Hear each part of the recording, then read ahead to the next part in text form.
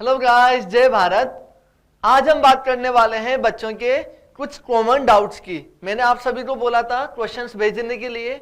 आप सबने जो जो डाउट्स पूछे हैं मैं यहाँ पर कवर करने की कोशिश करता हूँ। चलो समझते हैं। सबसे पहले बात करते हैं, हमें क्वेश्चन दिया हुआ है find number of moles of ZnH to produce 2 moles of zinc. ये वाला क्वेश्चन मैंने आपको क्विज में प्रोवाइड किया था। जिन बच्चों से बन गया उन सभी के लिए कॉन्ग्रेचुलेशंस, जिनसे नहीं बना था समझेंगे ध्यान से। Find number of moles of ZnH to produce 2 moles of zinc. हमें उसने बोला है कि जो 3 रिएक्शंस है, ऐसे 3 रिएक्शंस दे दी उन्होंने और बोल रहा है कि ZnH के कितने मोल्स लिए जाएं, ZnH के कितने मोल्स लिए जाएं कि हमारे पास लास्ट में यहां पर 2 मोल जिंक मिल जाए। लास्ट में हमारे पास 2 मोल जिंक मिल जाए तो क्या करेंगे, ध्यान दो। हमें नहीं पता है जिंक कितना चाहिए, ZnH कितना चाहिए। हमने मान लिया x मोल। हमने क्या बोला, हमने बोल दिया ये जो ZnH है ये x मोल है। समझ में आता है। अगर ZnH x मोल है तो मुझे बताओ उसने O2 के बारे में कुछ बोला है क्या? सर क्वेश्चन में उसने O2 के बारे में कुछ भी नहीं बोला। मतलब हम मान के चलेंगे कि O2 जो यहां पर एक्सेस अमाउंट में है। इस रिएक्शंस को हमने पहले पढ़ा हुआ है नोट्स में, सिक्वेंशियल रिएक्शन बोलते हैं। सिक्वेंशियल रिएक्शंस में क्या होगा, जिसके बारे में वैल्यू दे रखी है उसको तो अपन मान लेंगे, जिसके लिए वैल्यू नहीं दे रखी उसे अपन क्या मान के चलेंगे, एक्सेस में। अभी ध्यान देना, यहां से समझ में आता है कि O2 जो है वो तो एक्सेस अमाउंट में है। हम देखेंगे ZnH हमने x मोल लिया है तो यहां पर ZnO आगे कॉमन क्या है सर, आगे की रिएक्शंस में ZnO कॉमन है। आगे की रिएक्शन में ZnO कॉमन है तो हमें यहां पर ZnO के मोल्स निकालने पड़ेंगे। देखो ZnH के 2 मोल ZnO बना रहा है तो x मोल 1 मोल कितना बनाएगा सर, 1 मोल बनाएगा। ध्यान दो, 2 मोल ZnH 2 मोल ZnO बना रहा है तो 1 मोल ZnH 1 मोल ZnO बनाएगा तो x मोल ZnH कितना बनाएगा, x मोल बनाएगा। समझ में आता है। अगर इस रिएक्शन की मैं बात करता हूं, इस रिएक्शन में ZnH 2 मोल था तो ये 2 मोल बना रहा था, 1 मोल ये होता तो ये भी 1 मोल बनता। यहां पर ये x मोल लिया हुआ है हमने तो ये भी x मोल बनेगा। अब तुम बोलोगे सर ये जो रिएक्शन है इसमें ये 80% दिया हुआ है, 80% क्या है, ये 80% यील्ड है। ये इस रिएक्शन की जो ये परसेंटेज दे रखी है यहाँ पर ये क्या है, 80% यील्ड है।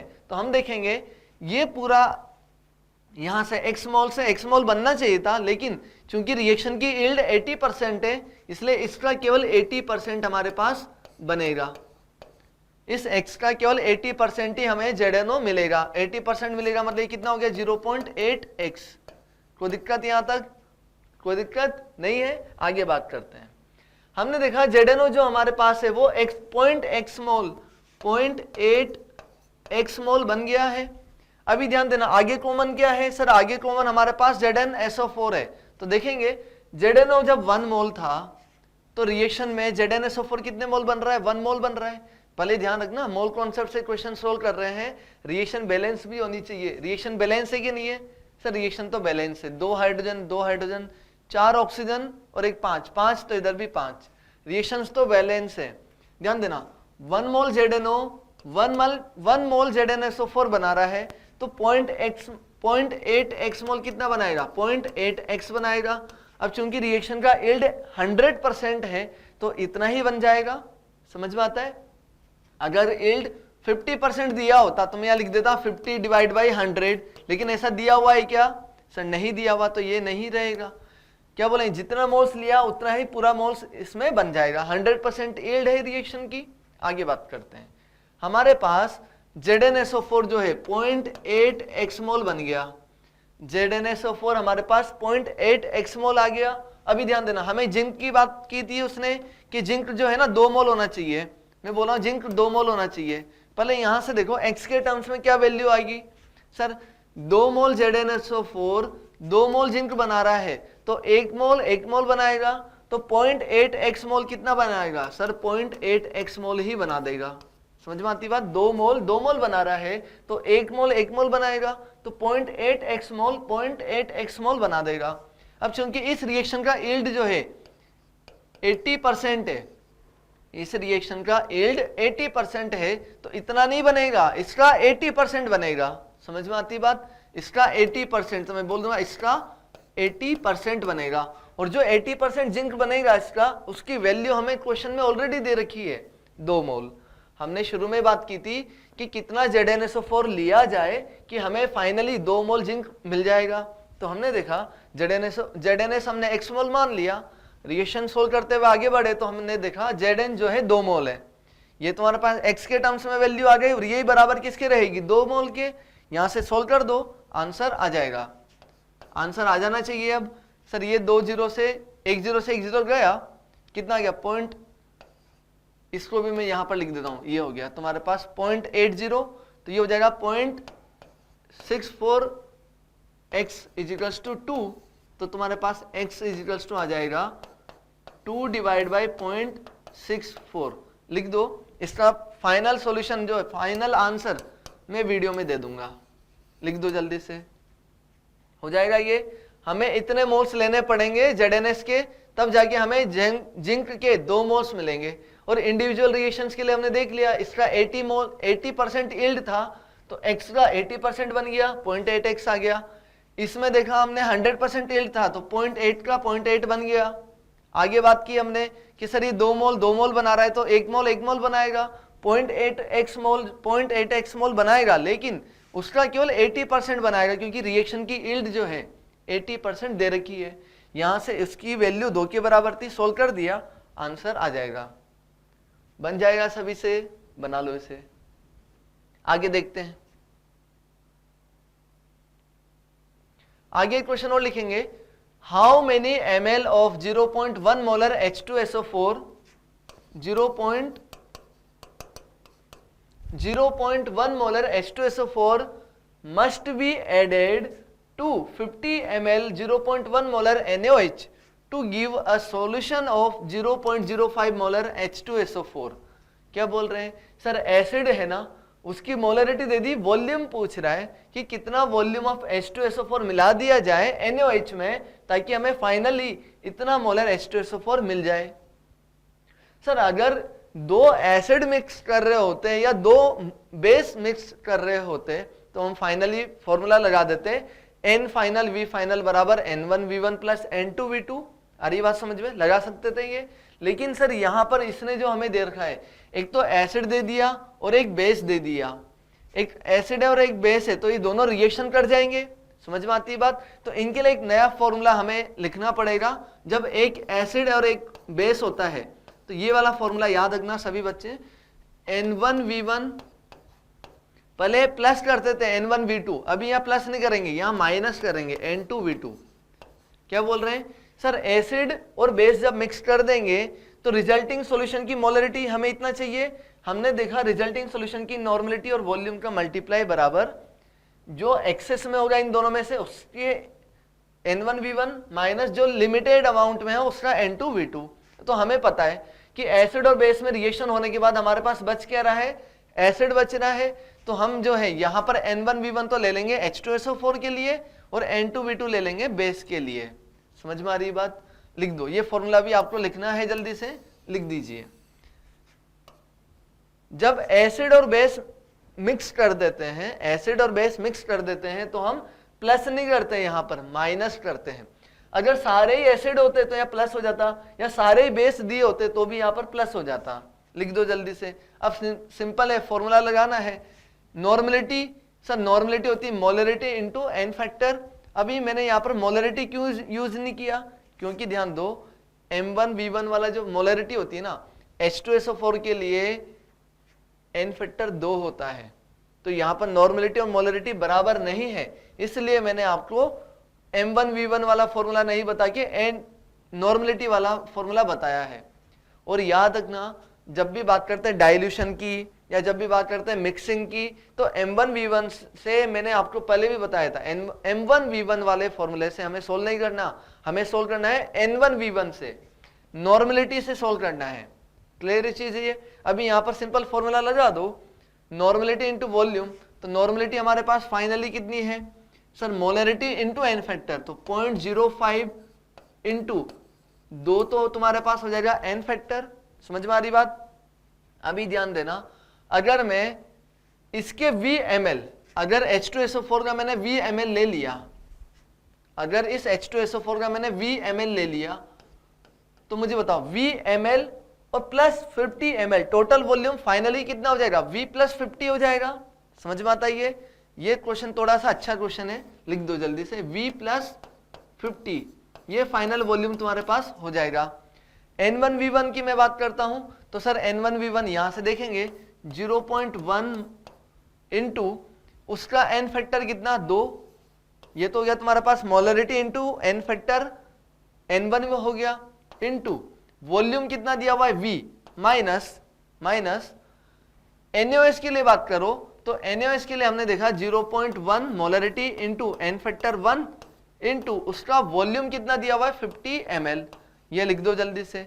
अगर ये लिख दिया तो बाकी तो केवल कैलकुलेशन बाकी है, लिख दो जल्दी से। हमने क्या किया, दोबारा समझा रहा हूं सर, दो एसिड और बेस मिक्स कर दिए तो उन दोनों के बीच में रिएक्शन हो जाएगी।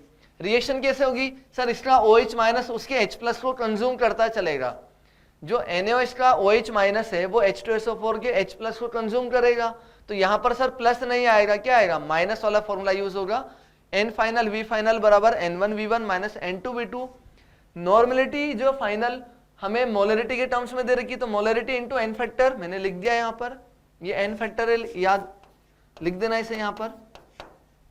फाइनल वॉल्यूम मुझे लिखना है तो मैंने देखा इनिशियली जो H2SO4 का वॉल्यूम मैंने V ml मिलाया था 50 ml में मिलाया था, तो एक ही कंटेनर में पहले 50 ml था, ऊपर से मैंने क्या मिला दिया, V ml मिला दिया। टोटल वॉल्यूम कितना हो जाएगा सर, V प्लस 50। समझ में आता है ये। इधर देखो N1V1 मैंने इसके लिए लिखा तो क्या हो जाएगा, मोलरिटी इंटू उसका N factor 2 into volume V, यहां से हो जाएगा minus molarity into N factor 1 into volume 50। लिख दो जल्दी से। अब क्या कैलकुलेशन बच रही है, कर देते हैं उसे भी, सोल्व कर देते हैं। 5 2 10 तो 0.1 हो जाएगा ये, इंटू 50 V प्लस 50 बराबर इधर कितना हो जाएगा 0.2 V माइनस ये हो जाएगा 50 तो 5 हो जाएगा, ये लिख दो जल्दी से। अब तो केवल कैलकुलेशन है, 0.1 V plus 5 is equals to 0.2 V minus 5। बताओ जल्दी से सर, इसको तो इधर लेके आ जाओ, इसको उधर लेके चल जाओ, तो 10 इज इक्वल्स टू 0.1 V। तो मुझे बताओ V आ जाएगा तुम्हारे पास, V is equals to 100 ml। 0.1 उधर जाएगा, डिवाइड में 0.1 मतलब ऊपर 0 लिख दो। 100 ml वॉल्यूम मिला देंगे, 100 ml वॉल्यूम मिला देंगे H2SO4 का 100 ml इस NaOH में मिला देंगे तो हमें फाइनल जो सॉल्यूशन है उसकी मोलरिटी कितनी मिलेगी, 0.05 मोलर H2SO4। लिख दो जल्दी से।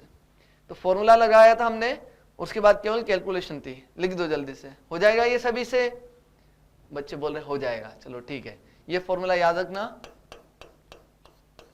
ये कब लगाना है, जब एक एसिड और एक बेस हो, बाकी जो प्लस वाला है वो दोनों एसिड हो या दोनों बेस हो तब लगाएंगे।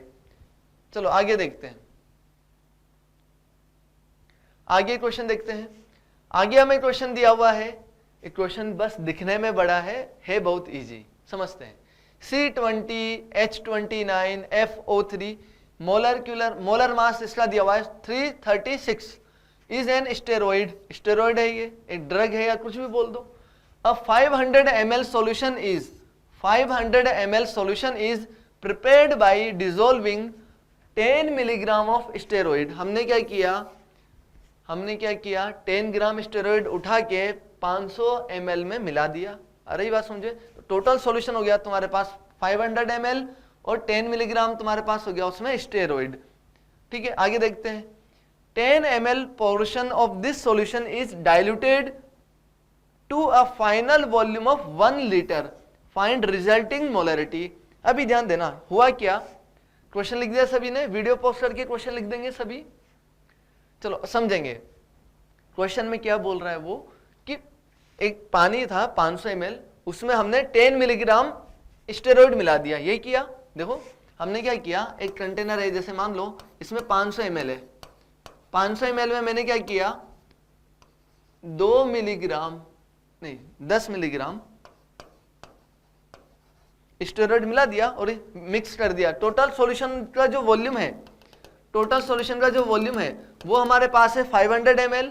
उसमें कितना मिलीग्राम स्टेरॉइड है? 10 मिलीग्राम। अब हमने क्या किया, इसको अच्छे से मिक्स कर दिया और इसमें से, इस सॉल्यूशन में से हमने, इस वाले सॉल्यूशन में से हमने कुछ अमाउंट में निकाल लिया। कितना निकाला हमने? 10 ml निकाल दिया। इस 500 ml में हमने 10 मिलीग्राम मिक्स किया था। अब हमने 500 ml में से कितना ml बाहर निकाल लिया? 10 ml। तो मुझे बताओ इसमें यहां पर कितने ग्राम जो है स्टेरॉइड प्रेजेंट होगा? तो थोड़ा यूनिटरी मेथड यहां पर लगाना पड़ेगा।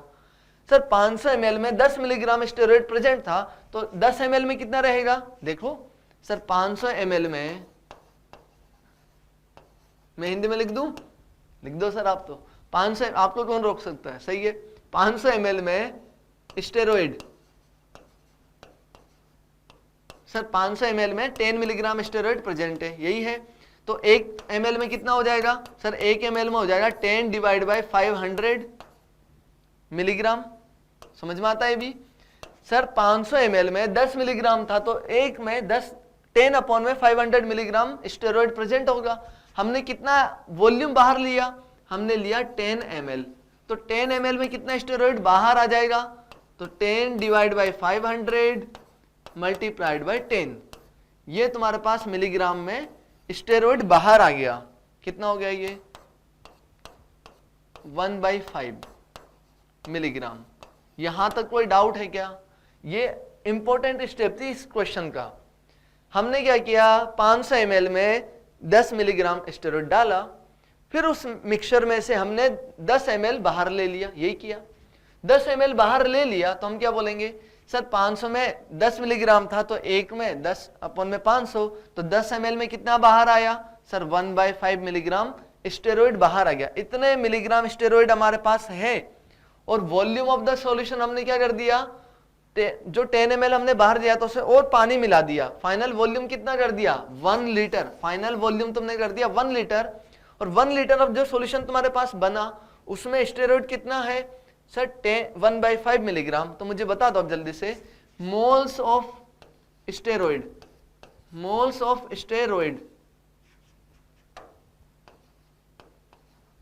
सर स्टेरॉइड के मोल्स जो है ना, mass divide by molar mass 336 question में दिया हुआ है आपको मोलर मास उसका।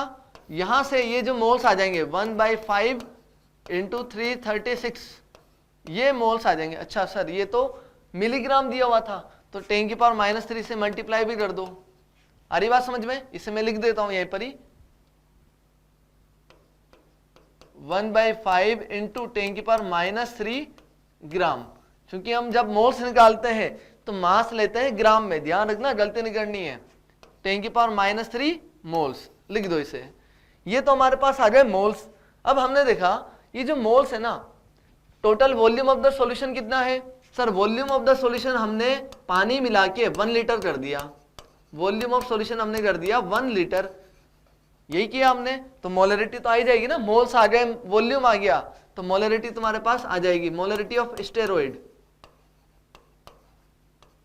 ये हो जाएगा तुम्हारे पास 10⁻³ अपॉन में 5 into 336 moles divide by volume 1 litre. Solve कर देना, आंसर आ जाएगा। आंसर आ जाएगा 1/5 इंटू 336 इंटू 10⁻³ मोलरिटी। सोल्व करने की कोई जरूरत नहीं है। अगर ऑप्शन ऐसे दिया है तो ऐसे टिक कर देंगे, नहीं दिया है तो सोल्व करने की फिर तब जरूरत पड़ेगी। लिख दो इसे जल्दी से। कुछ नहीं किया, इंपॉर्टेंट केवल यही पहली जो स्टेप थी ना, ये इंपॉर्टेंट थी। मास आ गया हमारे पास 10 ml के लिए, हमने पानी मिला के 1 लीटर कर दिया। Mass divide by molar mass से मोल्स आ गए, मोल्स डिवाइड बाय वॉल्यूम किया तो हमारे पास मोलरिटी आ गई। लिख दो इसे भी साथ के साथ, लिख दो। ऊपर से चाहो तो ऊपर से भी लिख दो। ये सब लिख दिया आपने, ठीक है। आंसर लिख दो। नया क्वेश्चन देखते हैं। चलो एक क्वेश्चन और देखते हैं। क्वेश्चन लिखेंगे वीडियो पॉज करके। क्वेश्चन लिख दो जल्दी से, अब समझो ध्यान से। क्वेश्चन दिया हुआ है 44 gram sample on combustion gives 88 gram CO2 and 36 gram water, find molecular formula of the compound, और तुम्हें 4 ऑप्शन दिए हुए हैं। अब ये जो क्वेश्चन है ये है मॉलिक्यूलर फॉर्मूला के ऊपर बेस्ड। मैं चाहता था ये क्वेश्चन आपको मॉलिक्यूलर फॉर्मूला में ही करवा दूं, लेकिन तब हम जो कंबक्शन की रिएक्शन को नहीं जानते थे, तब हमने ये क्वेश्चन नहीं देखा। लेकिन अब आपको ये क्वेश्चन अच्छे से समझ में आ जाएगा। चलो देखते हैं। हमें क्वेश्चन दिया हुआ है कि 44 gram sample on combustion gives 88 gram CO2, 36 gram water. हम जानते हैं, हम क्या जानते हैं कि कोई भी हाइड्रोकार्बन जो मान लो CXHY हो, ये हाइड्रोकार्बन है, जब इसका कंबक्शन करवाया जाता है तो कंबक्शन किसके प्रेजेंस में होता है? O2 के प्रेजेंस में होता है। और जितना भी ध्यान देना कार्बन होता है वो सारा कार्बन कन्वर्ट हो जाता है CO2 में। जितनी भी हाइड्रोजन होती है वो सारी हाइड्रोजन कन्वर्ट हो जाती है Y/2 H2O में। बताया हुआ ये भी आपको। अभी ध्यान से समझना, अगर इस कंपाउंड का मैंने 1 मोल लिया हुआ है, क्योंकि मेरे पास ऑप्शंस में सब 1 मोल के हिसाब से दिया हुआ है, मॉलिक्यूलर फॉर्मूला तो 1 मोल के हिसाब से देखेंगे। जब हाइड्रोकार्बन 1 मोल था तो मुझे CO2 कितना मिल रही थी? X मोल। जब हाइड्रोकार्बन 1 मोल था तो मुझे वाटर कितना मिल रहा था? Y/2 moles. समझ में आता है? हमें उन्होंने मास में वैल्यू दे रखी है, तो क्या मोल्स नहीं निकाल सकते हैं? तो मुझे बता दो, यहां से अगर मैं बात करता हूं मोल्स ऑफ CO2, ये मोल्स ऑफ CO2 वहां से आ जाएगा 88 divide by molar mass 44। Molar mass कितना? 44, तो आ जाएंगे 2 मोल्स। अभी ध्यान देना, ये जो 2 मोल्स है किसके बराबर हो जाएंगे? X के। ये वैल्यू तो तुम्हारी X की आ गई। यहां से कैसे देखा? सर 1 मोल हाइड्रोकार्बन जो है X मोल CO2 बना रहा था, और उन्होंने हमें दे दिया कि X मोल CO2 में जो 88 ग्राम बन रहा है, 88 ग्राम मतलब 2 मोल, तो X की वैल्यू आ गई तुम्हारे पास 2 मोल्स। आगे बात करते हैं मोल्स ऑफ वाटर की बात करते हैं। मोल्स ऑफ वाटर उन्होंने दिया हुआ है 36 ग्राम, तो ध्यान देना डिवाइड बाई मोलर मास इसका 18, तो ये आ जाएगा 2। और ये वैल्यू किसके बराबर है? बताओ जल्दी से। ये वैल्यू है Y/2 के बराबर। तो क्या यहां से Y आ जाएगा? सर डेफिनेटली आ जाएगा। यहां से Y इजिकल्स टू हो जाएगा 4। अब हमारे पास ध्यान दो, X की वैल्यू भी आ गई 2, Y की वैल्यू भी आ गई 4। तो हमारे पास अगर बात की जाए हाइड्रोकार्बन हो गया C2H4। चलो ऑप्शन में देखते हैं। ऑप्शन में C2H4 दिख रहा है क्या हमें? सर C2H4 ये रहा आंसर। ये आ गया तुम्हारे पास C2H4 का आंसर। अब तुम बोले सर यहां तो ऑक्सीजन भी दे रखी है, तो पहले ध्यान दो, वैसे तो डायरेक्टली आंसर आ गया इसी से, लेकिन चूंकि उसने ऑक्सीजन भी दे रखी है, कैसे निकालने ऑक्सीजन वो भी समझो। अभी मैं बात करता हूं, अगर इतना हाइड्रोकार्बन होता तो इसका मोलर मास बता दो। सर अगर मैं बात करता हूं, अभी ध्यान दो, ऐसे लिख देते हैं इसे CXHYOZ, तो CX की वैल्यू आ गई, HY की वैल्यू आ गई, OZ की वैल्यू मुझे निकालनी है। तो इसके लिए मुझे उन्होंने एक डेटा दिया हुआ है, क्वेश्चन वालों ने एक डेटा दिया हुआ है हमें 44 ग्राम सैंपल ऑन कंबक्शन, मतलब टोटल सैंपल जो है उसका मोलर मास कितना है? 44 ग्राम। अगर मैंने जो मोलिकुलर फॉर्मूला निकालना है तो कंपाउंड का मैं 1 मोल लेके चल रहा हूं, तो मास क्या हो जाएगा? मोलर मास ही हो जाएगा ये उसका। समझ में आता है? 1 मोल का मास मोलर मास के बराबर ही होता है, जानते हो आप ये। चलो आगे देखते हैं। अब अगर हमें इसका टोटल मास 44 ग्राम दिया हुआ है, तो मुझे बताओ कैसे निकलेगा? सर 12 दूना 24, 2 into 12 plus 4 into 1 plus Z into 16, ऐसे हो जाएगा। इसका मोलर मास कैसे निकालेंगे? ऐसे निकालेंगे 2 into 12 plus 4 into 1 plus Z into 16, ये बराबर हमें दे दिया 44 के। कितना हो जाएगा ये बता दो जल्दी से। सर 12 दूना 24 और 4 28, 28 plus Z into 16 is equals to 44। यहां से 16 इंटू Z बराबर आ जाएगा 44 माइनस 28, लिख दो जल्दी से। Z इजिकल्स टू आ जाएगा बताओ कितना, 16 डिवाइड बाय 16 1, तो 1 मोल आ गया, समझ में आ गया। Z की वैल्यू आ गई 1, बता दो जल्दी 1 मोल क्यों ले लिया, Z की वैल्यू 1 आ गई, तो मैं डायरेक्टली बोल देता हूं C2H4O1 लिख दो जल्दी से। इस टाइप के क्वेश्चंस जो होते हैं इनमें हम ऐसे ही देखते हैं, हमें इस टाइप के क्वेश्चंस में लिख दो जल्दी से। चलो ठीक है, अब आ जाओ इधर। इस टाइप के क्वेश्चंस में क्या होता है ना, जो हमें CO2 दे रखी होती है वहां से तो X की वैल्यू आ जाती है, जो वाटर दिया होता है वहां से Y की वैल्यू आ जाती है। अब रिमेनिंग किसी और एटम्स की बात करता है, नाइट्रोजन हो गया, ऑक्सीजन हो गया, तो उसके लिए उन्हें एक और डेटा देना पड़ता है, और जनरली वो डेटा क्या देके रखेगा, टोटल कंपाउंड का मास हो जाएगा, टोटल कंपाउंड का मास। अब ध्यान दो, अगर मैं 1 मोल लेके चल रहा हूं कंपाउंड का, तो यही मास क्या हो जाएगा, मोलर मास हो जाएगा। मैंने वहीं से Z की वैल्यू निकाल दी, CHYOZ, तो Z की वैल्यू यहां से मैंने फाइंड आउट कर दी। आई होप कि आपको समझ में आया होगा। आगे बढ़ते हैं, आगे और क्वेश्चन देखते हैं। आगे क्वेश्चन और लिखेंगे, 2 gram mixture of MgCO3 and CaCO3 on strong heating gives 1.04 gram residue. Find percentage composition of mixture। जो MgCO3 है और CaCO3 है, इन दोनों का मिक्सचर में किसका कितना परसेंटेज है वो निकालना है। क्वेश्चन लिख दो और पेन रख के बैठ जाओ, समझेंगे। लिख दिया क्वेश्चन सभी ने, चलो समझते हैं क्वेश्चन, समझते हैं। हमें दिया हुआ है कि MgCO3 और CaCO3 दोनों का 2 ग्राम का मिक्सचर है। अगर मैं मान लेता हूं कि MgCO3 जो है वो x ग्राम है, तो CaCO3 कितना हो जाएगा, सर इतना तो हम बता देंगे, टोटल 2 ग्राम है, एक को x मान लिया तो दूसरा हो जाएगा 2 - x ग्राम। कोनो दिक्कत है, नहीं है। चलो आगे बढ़ते हैं, कोई दिक्कत वाली बात नहीं है।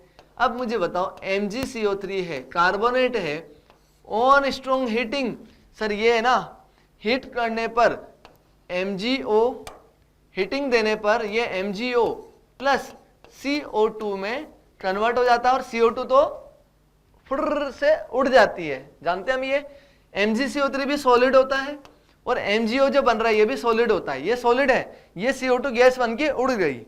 समझ में आती है बात। आगे देखते हैं CaCO3, CaCO3 यह सॉलिड है, हीट किया तो कैल्शियम ऑक्साइड बनेगा प्लस CO2 गैस बनेगी, तो गैस तो उड़ जाएगी। समझ में आती है बात। उन्होंने बोला कि सर ये मोल्स की मैं बात कर रहा हूं, इसका हमने x ग्राम लिया था, x ग्राम लिया था, तो डिवाइड बाय मोलर मास कर दो तो क्या आ जाएंगे, मोल्स आ जाएंगे। बताओ इसका मोलर मास कितना है, सर 24 + 60, 24 + 60 84। कार्बोनेट का मास मैंने डायरेक्टली याद करवाया हुआ है आपको, 60 + 24 84 हो जाएगा। अभी ध्यान दो, हमें क्या बोल रहे हैं कि 2 ग्राम मिक्सचर को जब हीट किया, स्ट्रॉन्ग हीट किया, तो हमें 1.04 ग्राम रेसिड्यू मिला। रेसिड्यू वो होता है जो रिएक्शन के बाद वेसल में बचा हुआ है, और जो गैस है वो तो उड़ गई, तो गैस उड़ने के अलावा जो बचा हुआ है, तो बचा क्या रहेगा, सर MgO बचेगा और CaO, ये दोनों बचेंगे, टोटल 1.04 ग्राम। इन दोनों का मास निकाल देंगे तो हमारा आंसर आ जाएगा। मुझे बताओ, MgO का मास निकालने से पहले उसके मोल्स निकालने पड़ेंगे, तो रिएक्शन बैलेंस है, रिएक्शन बैलेंस से 1 मोल MgCO3 1 मोल MgO बना रहा है, 1 मोल MgCO3 1 मोल MgO बना रहा है, तो 1 मोल x/84 मोल कितना बना देगा, x/84 मोल्स बना देगा। ये तुम्हारे पास आ गए मोल्स, कोई दिक्कत है, ये भी मोल्स है। अगर मोल्स आ गए तो मल्टीप्लाइड बाय मोलर मास क्या, तो मास भी आ जाएगा, वो भी लिख देंगे, अभी वो भी लिख देंगे। इधर आ जाओ, इधर आ जाओ, मोल्स की बात करता हूं। CaCO3 का मैंने मैंने x मान लिया था, तो इसका मास आ जाएगा 2 - x divide by molar mass. इसका मोलर मास याद भी होना चाहिए, 60 + 40 100। इसका मोलर मास तो पता है। ध्यान दो, ये 1 मोल था तो ये भी 1 मोल बन रहा था, तो ये 2 - x डिवाइड बाय 100 है, तो ये भी उतना ही मोल्स बनेगा। अब अगर मुझे इसके मोल्स मिल गए तो क्या इसका मास नहीं मिलेगा, सर मास भी मिल जाएगा, इसके मोलर मास से मल्टीप्लाई कर देंगे, मास भी आ जाएगा। अब बताओ जल्दी से, मुझे बताओ, ऐसे लिखेंगे mass of MgO plus mass of CaO। ये टोटल मास हमें दिया हुआ है क्वेश्चन में, कितना दिया होता है 1.04, कितना दिया है 1.04। क्योंकि ध्यान दो यहां से CO2 उड़ गई, यहां से भी CO2 उड़ गई, ये दोनों बचे हुए हैं, इन दोनों का मास लेंगे टोटल, ये जो टोटल वैल्यू है इसे हम बोल रहे हैं रेसिड्यू, और इसकी वैल्यू है 1.04 ग्राम। मुझे बताओ इसके मोल्स पता है MgO के? सर पता है, x/84, x/84 तो इसके मोल्स हैं, इसके मोलर मास से मल्टीप्लाई कर दो, मोलर मास कितना हो जाएगा 24 + 16 40 प्लस इसका मोलर मास कितना हो जाएगा? सर इसका पहले मास तो देखते हैं, मोल्स इनटू मोलर मास, इसका मोलर मास हो जाएगा 40 + 16 40 + 16 56 = 1.04 ग्राम। अब इसे आगे आप चाहो तो सोल्व कर देना, सोल्व कर दोगे तो यहां से x की वैल्यू आ जाएगी, और x की जो वैल्यू आती है वो तुम देख लेना यार, 0.96 ग्राम के आसपास आती है। चलो देख लेना, ये हो जाएगा। अब यहां से अगर ये हो गया तो क्या लिखेंगे? Percentage of MgCO3, percentage of MgCO3, composition पूछा है ना उसने मिक्स में, तो मुझे बताओ MgCO3 का परसेंटेज कैसे लेंगे? खुद का मास अपॉन में टोटल मास इनटू 100। तो ध्यान दो खुद का मास तो हो जाएगा x अपॉन में टोटल मास 2 ग्राम इनटू 100, ये तुम निकाल देना, आपके पास आंसर आ जाएगा। मैं वीडियो में यहाँ पर आंसर प्रोवाइड कर दूंगा, ये आंसर आ जाएगा। तो अगर MgCO3 का आंसर आ गया तो CaCO3 का कैसे आएगा? 100 माइनस उसका परसेंटेज, तो यहां पर तुम्हारे पास फाइनली परसेंटेज भी आ जाएगा, लिख दो जल्दी से। या फिर चाहो तो यहां पर कैसे बोलेंगे? CaCO3 का मास अपॉन में टोटल मास इनटू 100, वैसे भी कर सकते हो, दोनों तरह का है, हो जाएगा। ये जो है मैं आंसर वीडियो में प्रोवाइड कर दूंगा, लिख दो जल्दी से, लिख दो जल्दी से, आगे बढ़ते हैं। क्वेश्चन में कुछ भी नहीं था, क्वेश्चन में सिंपल इंपॉर्टेंट बात जो थी वो ये थी कि सर MgCO3 और CaCO3 हीट किया, CO2 तो उड़ जाएगी, ये जो Mg और CO है इन दोनों का मिक्सचर रेसिड्यू के रूप में बचेगा, इन दोनों का मिक्सचर रेसिड्यू के रूप में बचेगा, और उसका टोटल मास उसने हमें 1.04 दे दिया था। अच्छा क्वेश्चन था, इस तरह के क्वेश्चंस भी आ सकते हैं, लिख दो जल्दी से। बस आपको ये हीटिंग वाली रिएक्शंस वो याद होनी चाहिए, बाकी तो कुछ भी नहीं है, बना लो इसे भी। आगे बढ़ते हैं, चलो आगे देखते हैं। आगे क्वेश्चन हमें दिया हुआ है 2 gram mixture of SiO2 and Fe2O3 on strong heating gives 1.96 gram residue, the reaction for loss of mass is this, find percentage of SiO2 in the mixture.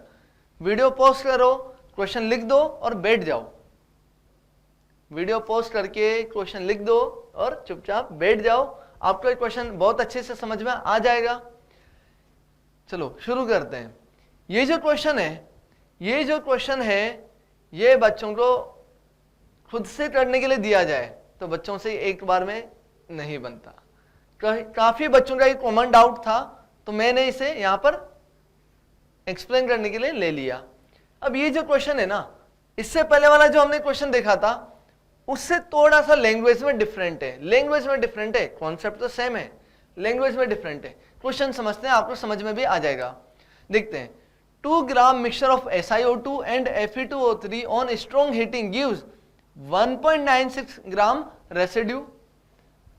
हमने क्या किया, SiO2 और Fe2O3 दोनों का मिक्सचर है 2 ग्राम, और 2 ग्राम मिक्सचर को मैंने हीट किया तो क्या होगा सर, इसमें से जो O2 है ना वो उड़ जाएगी Fe2O3 में से, और मिक्सचर में सिलिका और Fe3O4 बचा रह जाएगा। क्या बोल रहे हैं, इन दोनों का मिक्सचर जब हमने हीट किया तो ऑक्सीजन रिलीज हो रही है, किस में से रिलीज हो रही है? केवल Fe2O3 में से।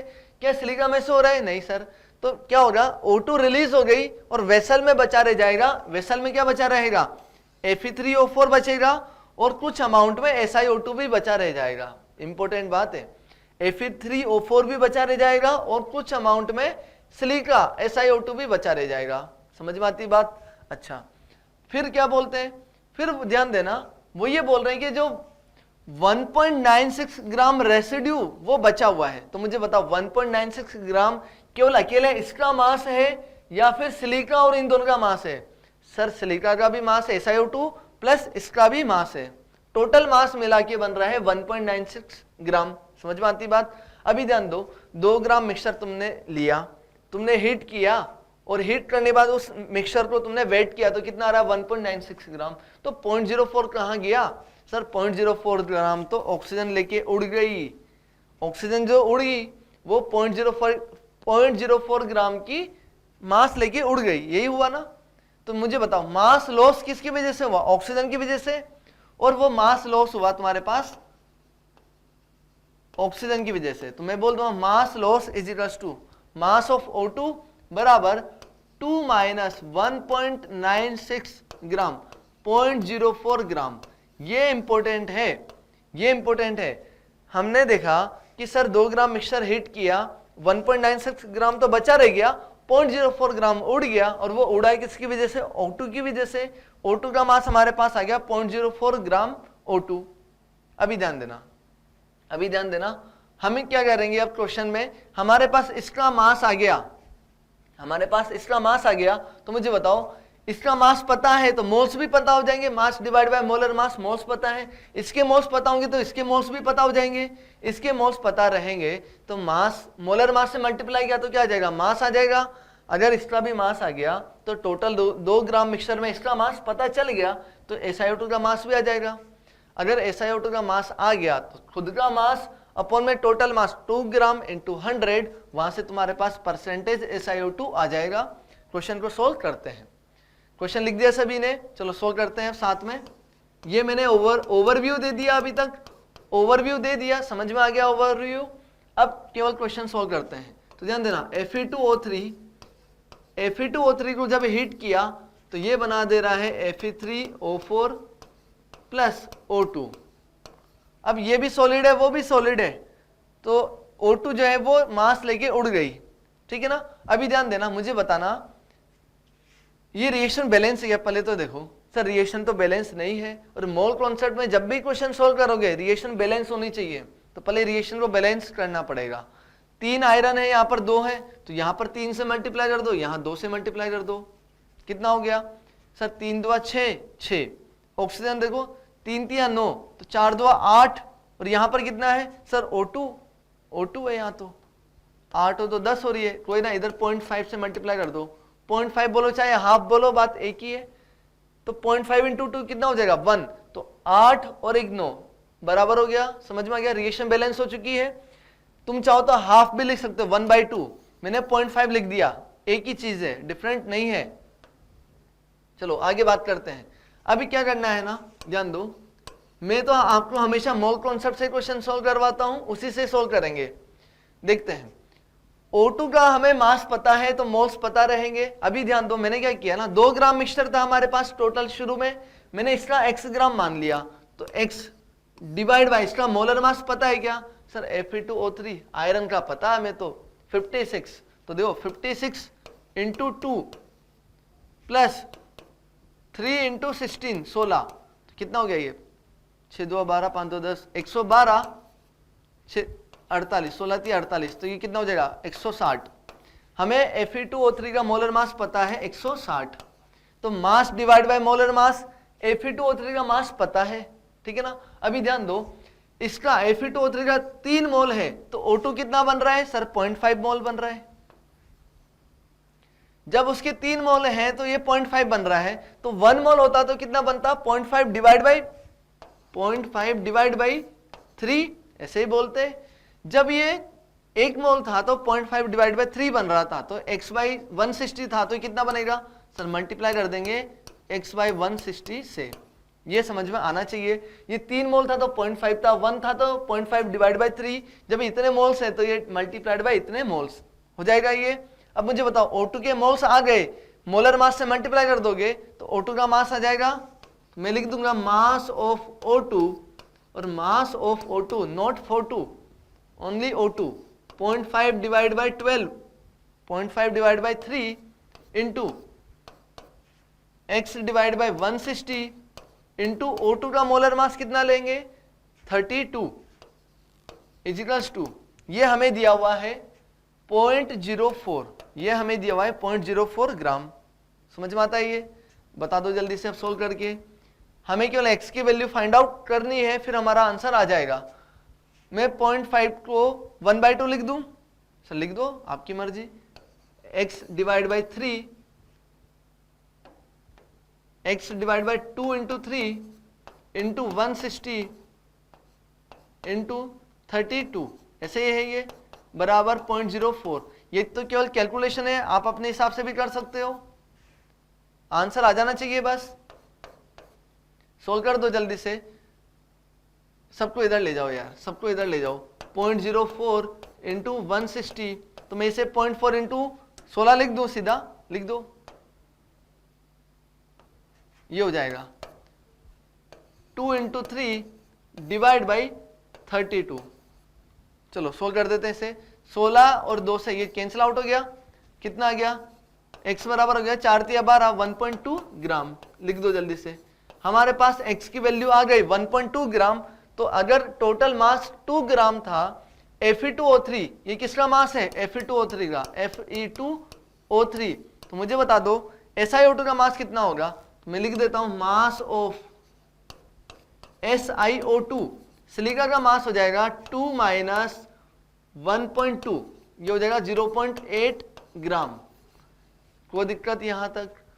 सिलिका का मास आ गया, सिलिका का मास आ गया, तो हम क्या बोलेंगे? Percentage SiO2 is equals to, percentage SiO2 is equals to 0.8 divide by total mass 2 gram into 100। Mixture में खुद का मास अपॉन में टोटल मास इंटू 100, यही परसेंटेज होता है। बता दो कितना हो जाएगा? सर इससे ही कैंसिल आउट हो जाएगा 0.4 टाइम्स, तो 0.4 इंटू 100 40% लिख दो। सिलिका तुम्हारे पास आ गई 40%, 60% तुम्हारे पास था Fe2O3। बना लो। तो इस क्वेश्चन में स्पेशल क्या था? इस क्वेश्चन में स्पेशल ये था कि सर हमने, बच्चे क्या गलती करते हैं यहां पर, ये गलती करते हैं Fe3O4, इसका मास जो है 1.96 ले लेते हैं, जबकि इस अकेले का मास 1.96 नहीं है, ये ध्यान रखना। Fe3O4 प्लस SiO2 दोनों का जो मिक्सचर बचा हुआ है रेसिड्यू के रूप में, वो 1.96 बचा हुआ है। तो हमने यहां पर स्पेशली O2 के रेस्पेक्ट में कैलकुलेशन की है। आ रही बात समझ में? क्योंकि O2 हमें एग्जैक्टली पता है कि 0.04 ग्राम बची हुई थी, मतलब उड़ गई थी, 0.04 ग्राम उड़ गई। तो यहां से हमने इसका मोल्स पता है, इसके मोल्स निकाल दिए, इसके मोल्स पता है, तो मास, इसका मास निकाल दिया। Fe2O3 का मास आ गया तो सिलिका का मास आ गया, सिलिका का मास आ गया तो हमारे पास परसेंटेज सिलिका आ गई। लिख दो जल्दी से। तो ये मैंने आप आज जो लेक्चर बनाया है, ये आपके लिए बच्चों के जो कॉमन डाउट्स होते हैं उन्हें लेके लेक्चर बनाया था। आई होप कि आपको अच्छे से क्लियर हो चुके होंगे। जो भी और कुछ डाउट्स बचे हुए हैं वो आप मुझे पर्सनली व्हाट्सएप या टेलीग्राम पे भेज देना, उसे भी अपन मिलकर सॉल्व कर लेंगे। नेक्स्ट लेक्चर में मिलते हैं। जय भारत।